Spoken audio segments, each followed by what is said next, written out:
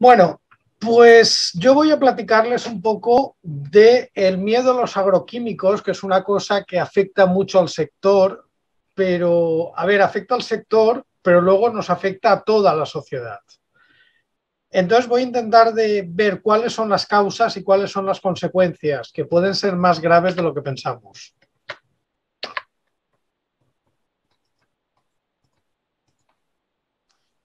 A ver, partamos de la base que comer no siempre ha sido fácil.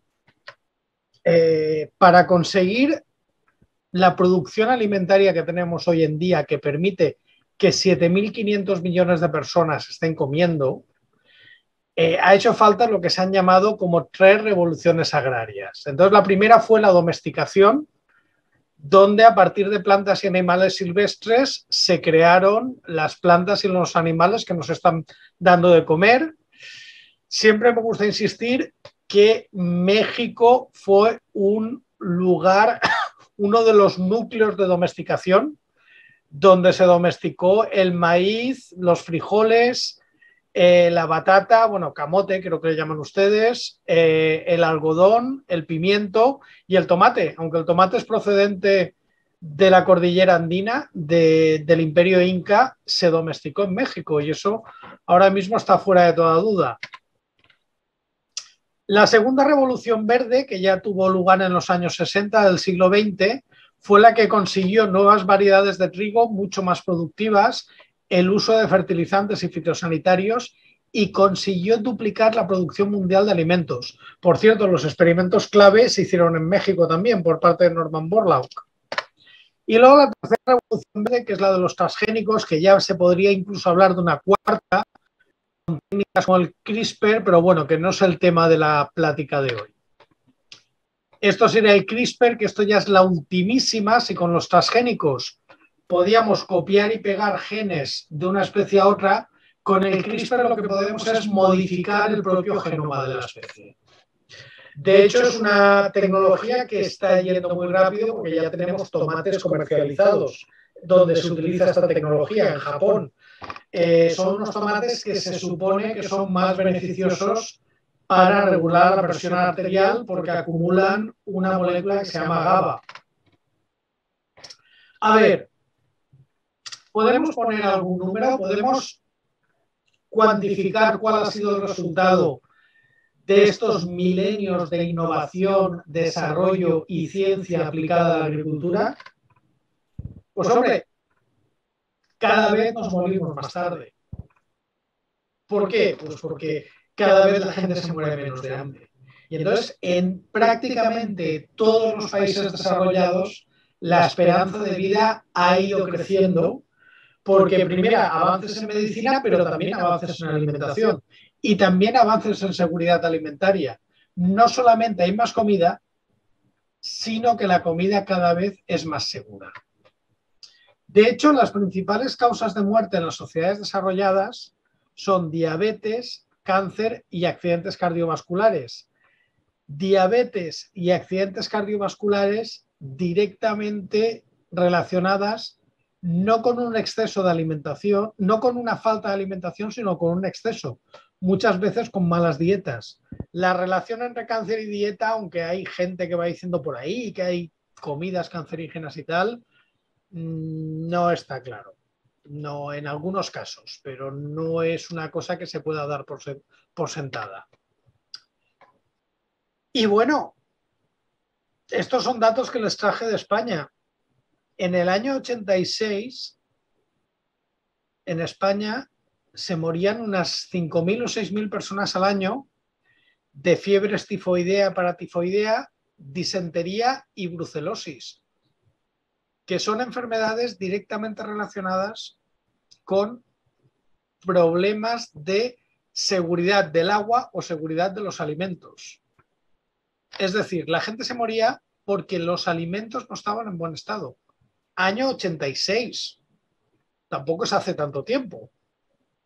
Vamos, yo me acuerdo. Yo diría que incluso ya me afeitaba en aquella época. Ya tenía una cierta edad. Actualmente no se muere nadie. Es decir, hemos hecho muchas cosas en temas de seguridad y de sanidad, pero parece que no se esté viendo. La comida es asequible y segura. Y la comida es asequible y segura porque en toda la cadena, desde el campo a la mesa, tenemos herramientas para prevenir plagas, para nutrir a la planta, para controlar la seguridad, para controlar que no se contamine con hongos, para controlar que se pueda distribuir y para controlar que se pueda llegar al consumidor. Y esto no lo hemos tenido siempre. Durante muchas épocas no había y la comida llegaba como llegaba y daba los problemas que daba. Sin embargo, el problema que estamos teniendo es que esta no es la percepción que tiene el consumidor. La percepción que tiene el consumidor es que la comida no es segura, es que la comida nos está envenenando, es que cada vez comemos peor. Aquí les traigo, por ejemplo, una portada de una revista con muchísima difusión. Sabemos lo que comemos y sale un niño con una sandía y una calavera, con lo que cuesta que los niños coman fruta y le ponen una calavera. Piensen ustedes por un momento todas las noticias relacionadas con alimentación o con la cadena alimentaria o con el campo que han visto en el último año. Seguro que la mayoría son negativas. Seguro que hablan de contaminaciones, de riesgos, de peligros. Curiosamente, que cuando la COVID, que estuvo todo el planeta cerrado, el campo siguió produciendo alimentos y no hubo desabastecimiento prácticamente en casi ninguna parte, que no hubo hambrunas, a pesar de que la economía se había estancado y en ningún país pudo llegar a haber hambrunas, seguro que esa noticia no la han visto en ninguna parte. Es el problema, solamente venden las malas noticias. A veces tenemos noticias cuando estamos en miedo, por ejemplo, aquí cuando en el 2006 hubo una gripe aviar y la gente dejó de comer carne de pollo, la noticia es que el pato muerto en Francia puede tener la gripe aviar más peligrosa. O sea que la noticia de portada es que se había muerto un pato en Francia. Luego, curiosamente, cuando pasó algo que teníamos que habernos preocupado, que fue algo relacionado con un murciélago en Wuhan, nadie se preocupó y luego ya cuando llegó fue un poco tarde, pero en fin, circunstancias de la vida. O noticias como esta. El trigo, ese veneno cotidiano que arruina nuestra salud. Parece ser que el trigo es veneno. No sé, ¿alguien de los que está oyendo esta plática ha comido trigo alguna vez? Creo que se utiliza algo que se llama pan. ¿Alguien ha comido pan alguna vez? No sé, si el trigo fuera un veneno, digo yo que ya estaríamos todos muertos. Porque la gente que yo conozco come pan. Y en general, en Occidente y en muchos países orientales y en África, la gente come pan. Y dicen que es un veneno muy malo, ¿no? Y además dicen, económicamente no sería factible porque el trigo tradicional produce menos kilos por hectárea que el transgénico. Ah, claro, el problema es que es transgénico. Curiosamente, esta noticia es del 2012 y en el 2012 no había trigo transgénico comercializado. El trigo transgénico se ha empezado a comercializar este año en Brasil y Argentina, en el 2021. Cuando se publica esta noticia, están hablando de un trigo transgénico que no existe. Hombre, fíjense ustedes si es transgénico este trigo, que hay que recogerlo disfrazado de submarinista. Y además lo han modificado tanto estos científicos tan malos que cualquiera diría que es maíz, más que trigo. Pero en fin, debe de ser una cosa de la malvada tecnología. Pero claro, continuamente estamos recibiendo noticias que hablan muy mal de toda la cadena agroalimentaria. Y la gente se lo cree. Y la gente se preocupa. Y claro, cuando alguien se lo cree, cuando alguien se preocupa, pues de repente un día entras en un foro de internet y te encuentras cosas como estas.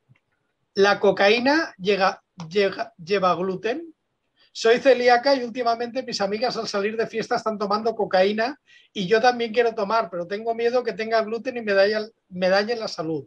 Lleva gluten toda. ¿Sabéis si existe cocaína sin gluten y si me será más cara? Gracias por adelantado.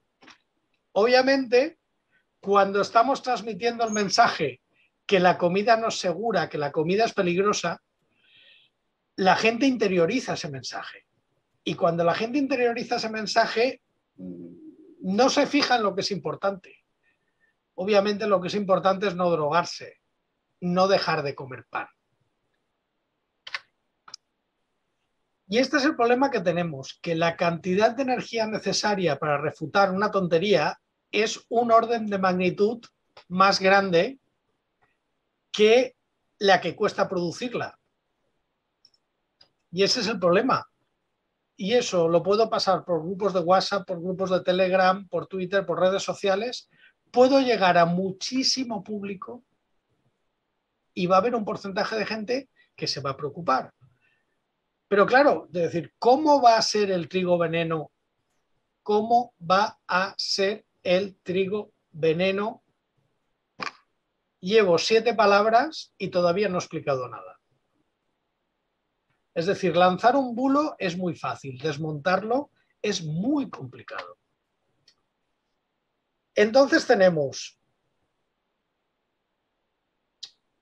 una cadena alimentaria que va desde el campo hasta el consumidor, donde hay una estricta normativa y donde impera una palabra, seguridad. Pero un consumidor que está asustado. Claro, ¿quién está directamente en contacto con el consumidor? Pues el retailer, el que compra los productos del campo. Entonces, utilizan el dilema de la mujer del César. No solo tiene que ser decente, sino además parecerlo. En fin. Bueno, por cierto, esta que os he puesto aquí es Mesalina, que si alguno leyó Yo, Claudio, no era ni una cosa ni la otra, pero a mí siempre me ha caído bien. Si veis las etiquetas de los productos alimentarios, se establece como un juego de tabú. Hay unas palabras mágicas como natural, tradicional. Es decir, cuando vamos a un supermercado, toda la comida es natural. No sé, parece que estemos en medio de la selva, todo es natural. Tradicional. Lo de antes siempre es mejor. No sé, vosotros os imagináis ir a comprar un carro y que dijeran, le voy a vender un carro tradicional, como el que tenía su abuela.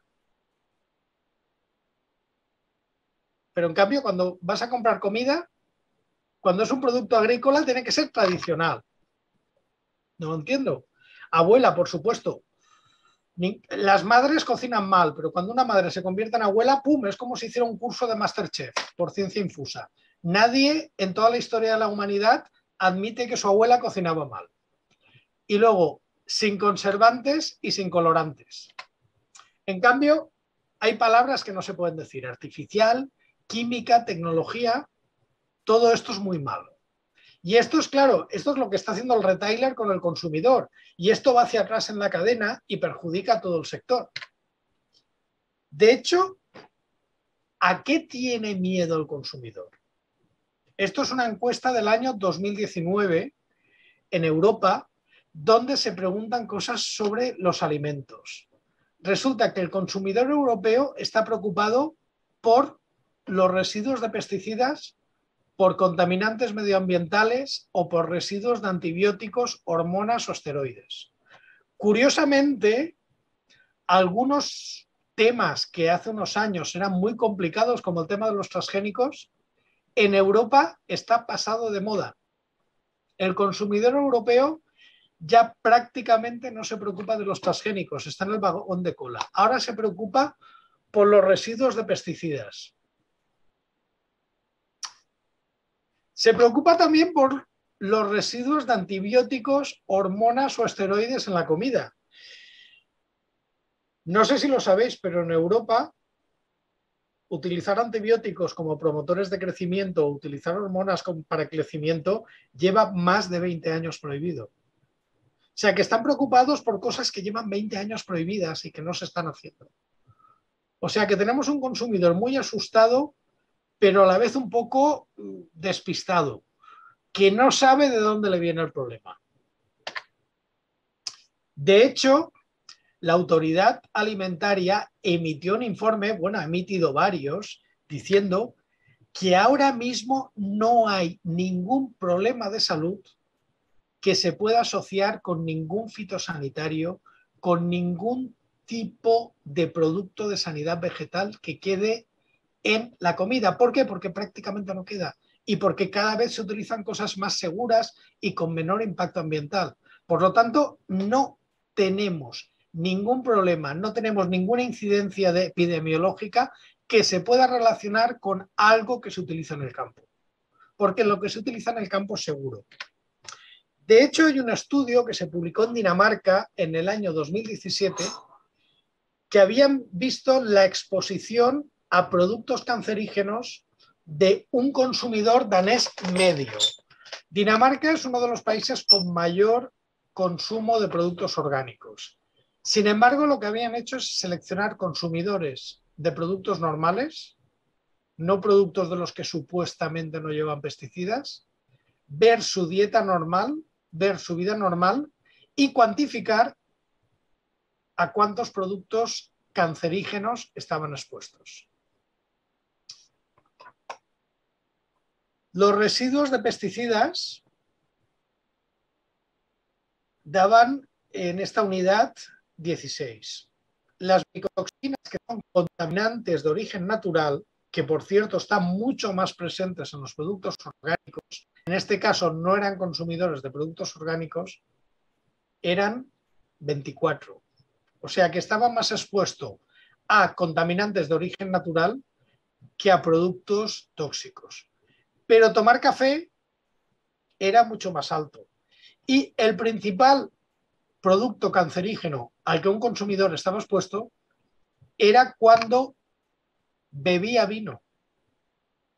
Es decir, media copa de vino equivalía a toda la exposición de productos cancerígenos provenientes de la alimentación en 7 años.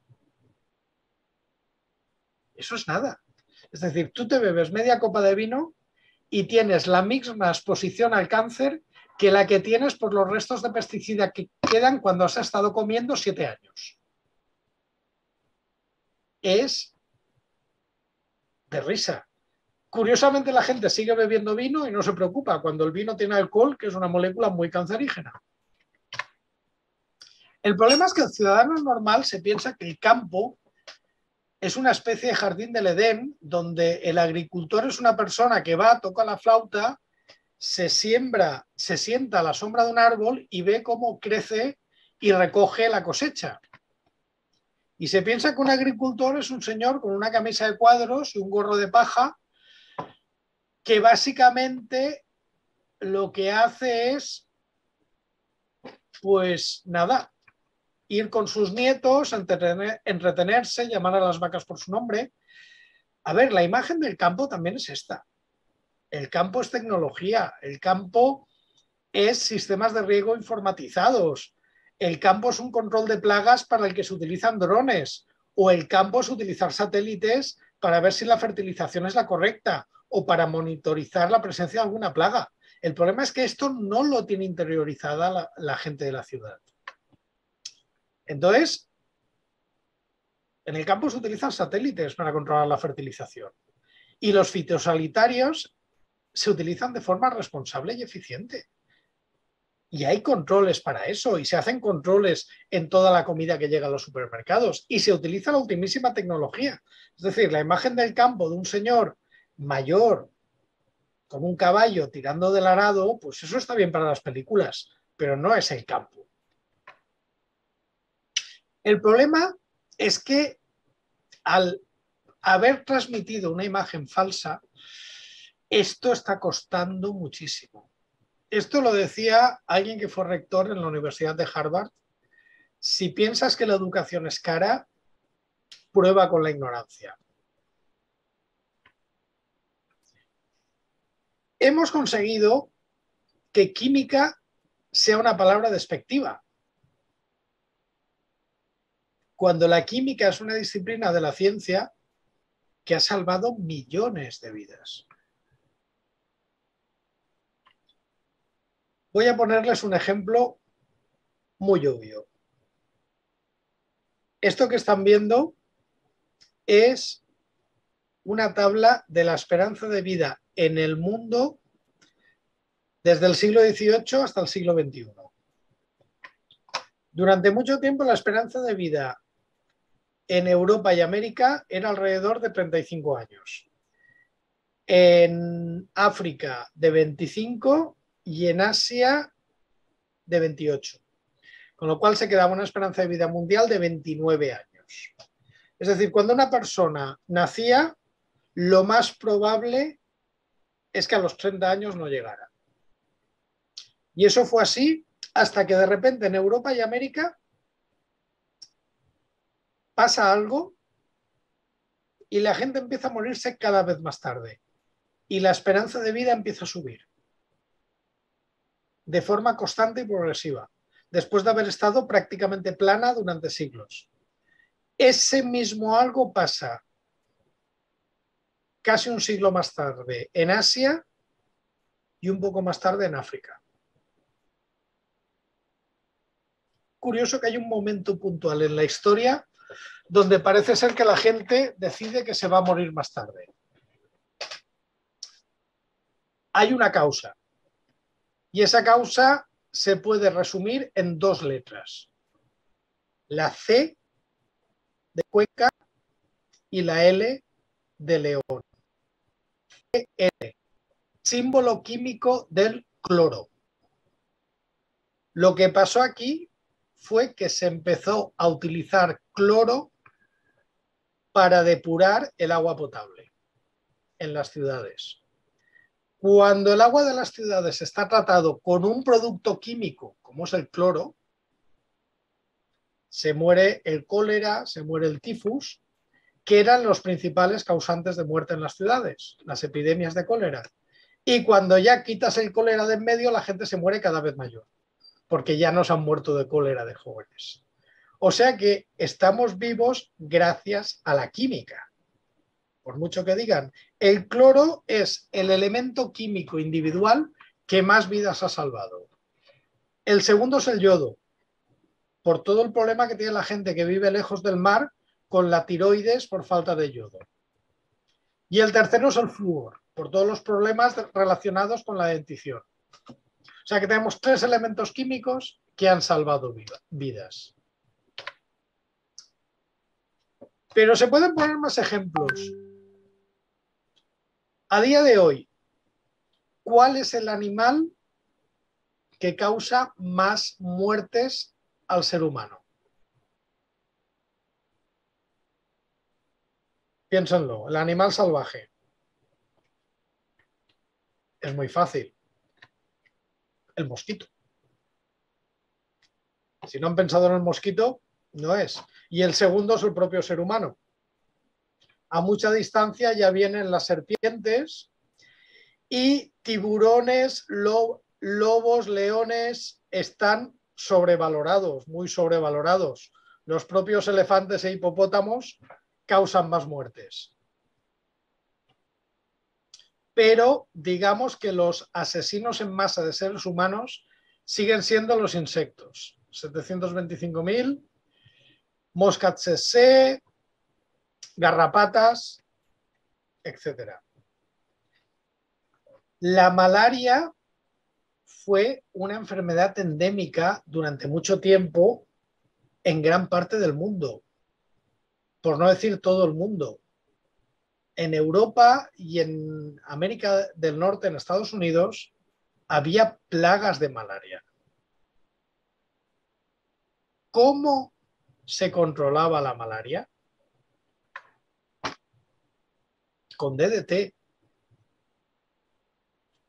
Esto que están viendo ustedes es una colonia que llevaba DDT que se le daba a los niños para ir al colegio, se les ponía en el pelo para evitar piojos que transmitían enfermedades. Es decir, le hemos estado poniendo colonia con DDT en la cabeza a los niños. ¿Y la gente por qué no protestaba? ¿Por qué no se quejaba? Porque, hombre, que el niño cogiera un tifus porque se lo había transmitido un piojo era problemático. ¿Cuándo se prohibió el DDT?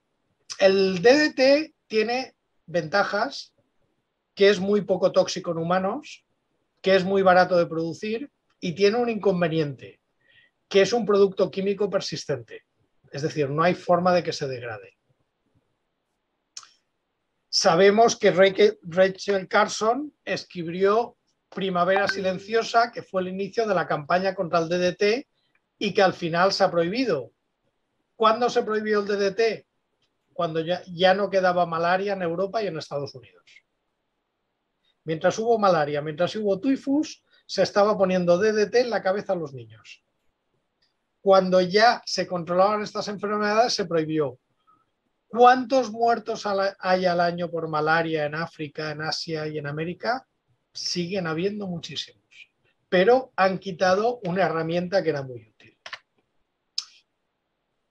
De hecho, a veces el problema es que el riesgo imaginario nos puede hacer perder el riesgo real. El miedo a la exposición a productos químicos derivados de los pesticidas y los fitosanitarios nos puede hacer perder el riesgo a que la mayoría de productos químicos perjudiciales a los que estamos expuestos son de origen natural.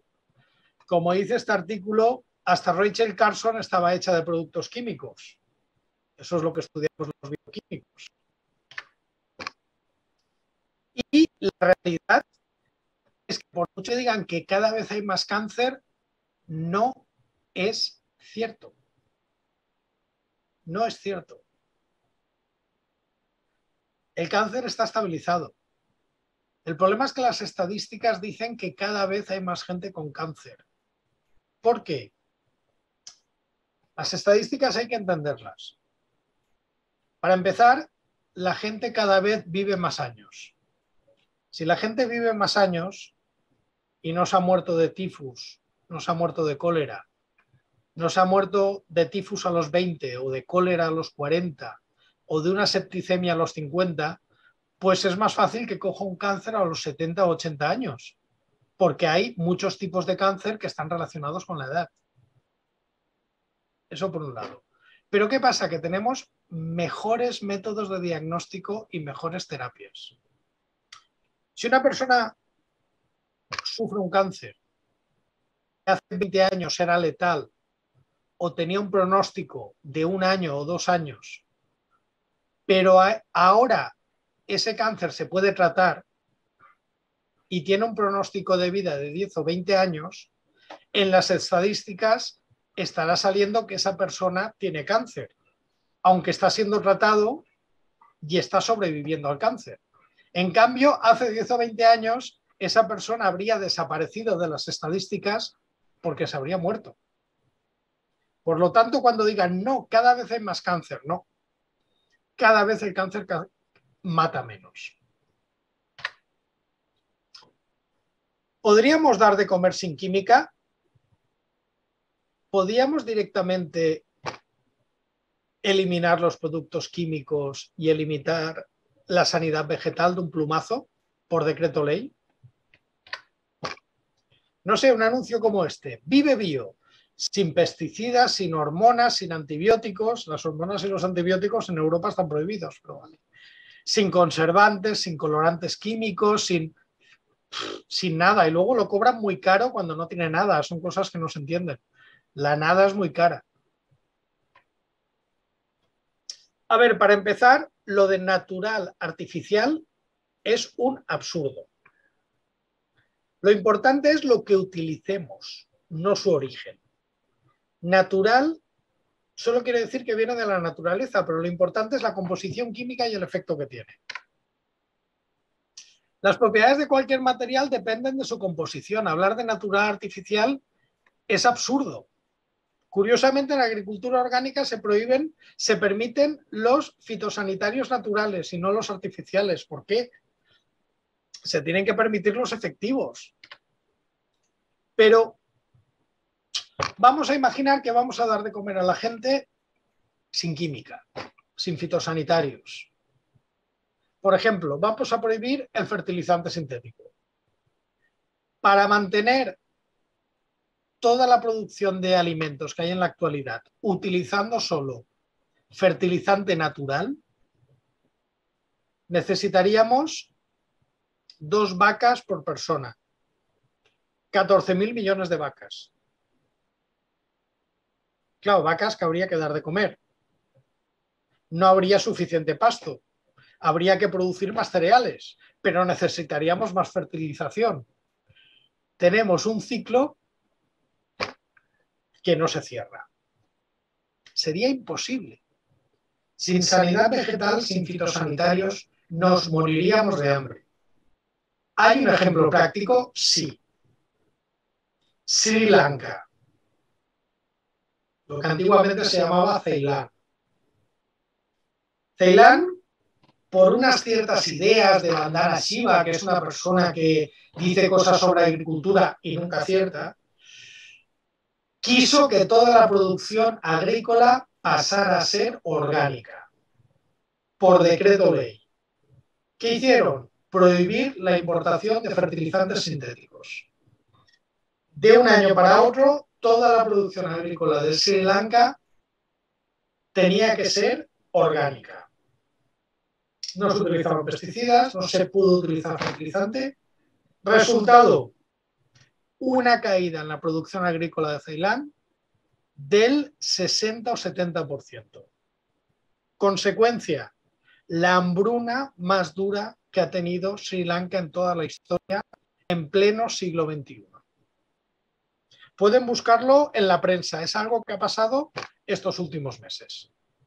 Esa es la consecuencia de tratar de hacer agricultura desde un despacho leyendo libros de un activista. Pensad que actualmente el 75% de los átomos de nitrógeno de vuestro cuerpo vienen del ciclo de Haber-Bosch, es decir, en algún momento han sido fertilizante sintético. Por lo tanto, lo que hay que hacer es que cuando utilicemos un fitosanitario, no podemos hacer normas que se basen en natural, artificial. Hay que ver parámetros como efectividad, toxicidad, estabilidad o impacto ambiental. No hay más.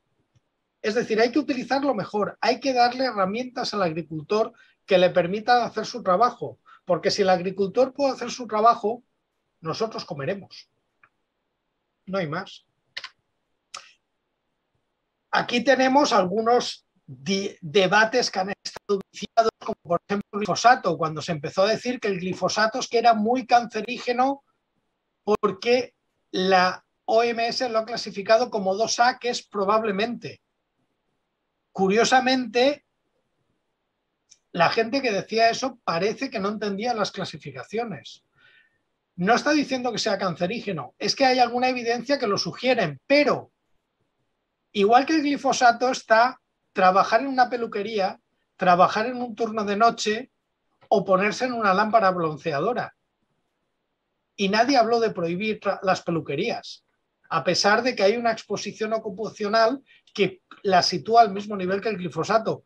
Curiosamente, en la categoría 1, por encima del glifosato, está el alcohol, la carne roja procesada, como el jamón, y nadie dijo nada. Nadie dijo prohibir el jamón o el alcohol. Pero en cambio noticias como esta, que los médicos ligan el cáncer de un pueblo argentino y tal, y luego vas a ver, miras los estudios y no hay. No hay ninguna de esas. Son estudios que no tienen ninguna relevancia ni ninguna validez. ¿Qué pasa? Por ejemplo, en España hubo una moda antiglifosato hace 3 o 4 años. El glifosato no se utiliza solamente en el campo, se utiliza también en la ciudad para control de malas hierbas. Esto es lo que salió en prensa. Ciudades como Madrid, Sevilla, Barcelona o Zaragoza en España, que habían prohibido el uso de glifosato, de repente tuvieron un gran problema porque todas las calles y carreteras estaban llenas de hierbas y se estaban produciendo accidentes y las ciudades se llenaron de ratas. Nos pasó como el cuento del flautista de Hamelin. Algunas de repente se pusieron a hacer como utilizar vinagre a presión, vinagre que no está autorizado como fitosanitario, y consiguieron que toda la ciudad oliera a pepinillo. Ese fue el éxito. ¿Qué pasó? Que muchos ayuntamientos se dieron cuenta que era inviable y tuvieron que volver a utilizar glifosato. ¿Por qué? Porque era imposible controlar las malas hierbas y claro, eso al final no solamente es que provoca accidentes, es que rompe. Luego hay que gastar más dinero en reparar. Y hombre, la realidad es lo que tiene. Sabéis que en Europa solo se autoriza sembrar una variedad de maíz transgénico, pero se importan muchas variedades y de hecho es el que se utiliza principalmente para alimentar al ganado. El maíz transgénico se importa en España principalmente de Argentina, de Brasil y de Estados Unidos, y el no transgénico, que se utiliza para alimentación humana, se importaba principalmente de Ucrania. ¿Qué ha pasado con la guerra? Pues que con la guerra se han frenado las importaciones. ¿Qué ha hecho la Unión Europea? Subir los criterios y permitir importar productos transgénicos que no estaban autorizados y subir los niveles de límite máximo de residuos autorizados para evitar el desabastecimiento de grano. Es decir, de repente, cuando hay una crisis alimentaria, cuando hay hambre, ya no importa nada. ¿Quiere decir que este maíz es más peligroso? No. Quiere decir que las leyes alimentarias son innecesariamente restrictivas por un tema político, porque ahora mismo estamos comiendo maíz que hace 2 años decían que no se permitía importar, básicamente porque hay una guerra en Ucrania, no por otro motivo. Pero claro, nos vamos a encontrar cosas como esta. Esta noticia me encanta porque me divierte muchísimo. Esta es una noticia sobre, en Uruguay, una comunidad agrícola que ha decidido cultivar sus propias plantas porque no quieren cultivar y estar expuestos a productos químicos. Y además sin intermediarios. Pero quieren que todo sea natural, orgánico, sin productos químicos. Fijaros, por favor, en la foto del agricultor. ¿Os dais cuenta que está fumando?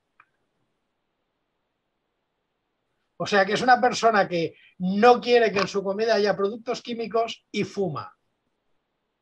El tabaco, clasificado como cancerígeno por la OMS y por cualquiera que tenga 2 dedos de frente o un mínimo de cerebro. O sea, que te preocupan los fitosanitarios y fumas. En fin. Ya por último, yo me gustaría hacer 2 reflexiones. La primera, de todas las crisis alimentarias que ha habido, de todas las contaminaciones, de todas las crisis sanitarias, ¿cuántas ha habido relacionadas con algún producto químico, con algún fitosanitario? ¿Y cuántas han sido de origen natural? ¿Cuántas han sido de la propia naturaleza?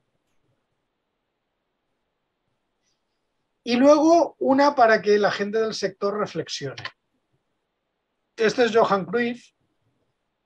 Yo soy seguidor del Barcelona, lo cual este año no es lo mejor, pero en fin, hemos venido aquí para sufrir. Johan Cruyff, que fue jugador y luego entrenador, él tenía un estilo de juego que le gustaba la pelota. Curiosamente, en su época había otros entrenadores italianos como Capello o Ranieri que decían, no, la pelota no hace falta, nosotros jugamos al contraataque. Y él decía, si no tienes tú la pelota, la tiene el contrario. Y si la tiene el contrario, te mete goles. Por eso la pelota la quiero yo. Pues con la comunicación pasa algo parecido. Si el sector no comunica, si no se cuenta lo que se está haciendo, porque se están haciendo muchas cosas bien, si no se cuenta que gracias a la sanidad vegetal y gracias a los fitosanitarios estamos comiendo, pues el mensaje que cala es el de la otra parte, el de los grupos ambientalistas, el de determinados políticos. Y claro, si tú no cuentas el mensaje, te lo cuentan los otros. Y no tiene por qué ser el mensaje correcto. Por lo tanto, yo diría que el sector está haciendo muchas cosas bien, pues hay que contarlas. Muchas gracias. Esto es lo que quería transmitiros hoy.